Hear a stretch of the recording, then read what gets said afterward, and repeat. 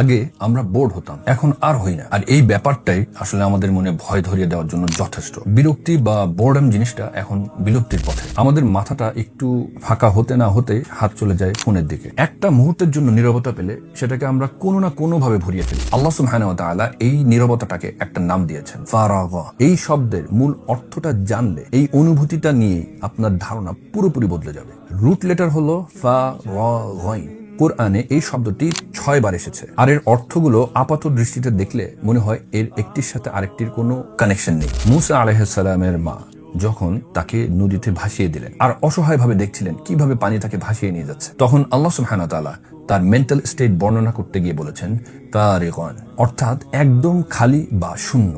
সন্তান ছাড়া বাকি সবকিছু থেকে তার মন তখন পুরোপুরি ফাঁকা হয়ে গিয়েছিল। তালুত ও তার দলের বিশ্বাসীরা যখন জালুত এবং তার বিশাল বাহিনীর মুখোমুখি হয়েছিলেন, তখন তারা একই রুট ওয়ার্ড ব্যবহার করে আল্লাহ সুবহানাহু ওয়া তাআলার কাছে দোয়া করেছিলেন, রব্বানা আফরিগ আলাইনা সবরান, হে আমাদের রব, আমাদের উপর ধৈর্য ঢেলে দিন। আফরিগ মানে ঢেলে দেওয়া। নাও লেটস থিংক, যে রুট থেকে শূন্যতা আসে সেই একই রুট থেকে আসে ঢেলে দেওয়া। এই কানেকশনটাই বেশিরভাগ মানুষ ধরতে পারে না। ফারাগ অর্থাৎ শূন্যতা এবং ইফরাগ অর্থাৎ ঢেলে দেওয়া, দুটো শব্দই একই মূল ধাতু থেকে আসা। কারণ ইন অ্যারাবিক একটা পাত্রকে কেবল তখনই কোনো কিছু দিয়ে পূর্ণ করা যায় যখন সেটা আগে খালি করা হয়। আর এই শূন্যতা কোনো সমস্যা না, বরং এটা নতুন কিছু পাওয়ার পূর্ব শর্ত। আর এর পরপরই আসে সেই আয়াত যা এই পুরো বিষয়টাকে এক সুতোয় বেঁধে ফেলে। ফাইযা ফারাগতা ফানসাব, অতএব তুমি যখনই অবসর পাও অর্থাৎ খালি হও তখনই ইবাদতে আত্মনিয়োগ করো। আল্লাহ সুবহানাহু ওয়া তাআলা সরাসরি রাসূলুল্লাহ সাল্লাল্লাহু আলাইহি সাল্লামকে এই ফারাগ বা শূন্যতার মুহূর্তটি নিয়ে কথা বলছিলেন। সেই ফাঁকা মুহূর্ত যখন করার মতো কোনো কাজ থাকে না, কিন্তু আল্লাহর নির্দেশটা এমন ছিল না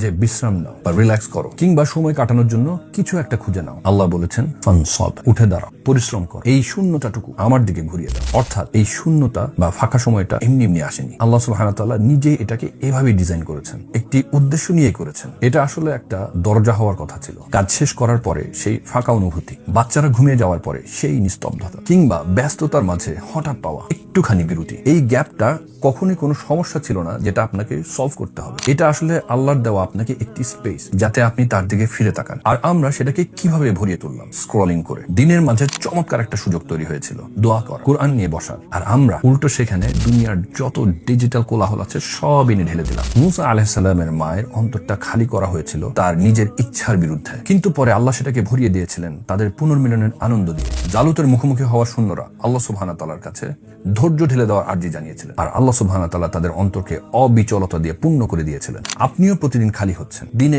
বহুবার খালি হচ্ছেন, কিন্তু আপনি সেটাকে কি দিয়ে ভরাচ্ছেন? অর্থহীন একটা শূন্যতা দিয়ে। ফারাগ মানে কেবল বোর হওয়া বা অলস সময় কাটানো কখনোই ছিল না। এটা ছিল একটা পাত্রকে খালি করা যাতে তাতে মূল্যবান কিছু ঢেলে দেওয়া যায়। আজ রাতে যখনই সেই শূন্যতা বা একাকিত্ব আপনাকে গ্রাস করতে আসবে, আর এটা আসবেই, তখন আপনার ফোনের স্ক্রিনটা নিচের দিকে করে রেখে দেন। এই ফারাগ বা নীরবতার ঠিক মুখোমুখি হন, যেভাবে আসলে এর মুখোমুখি হওয়ার কথা ছিল, আর অপেক্ষা করুন, দেখুন আল্লাহ আপনার অন্তরে কি ঢেলে দেয়।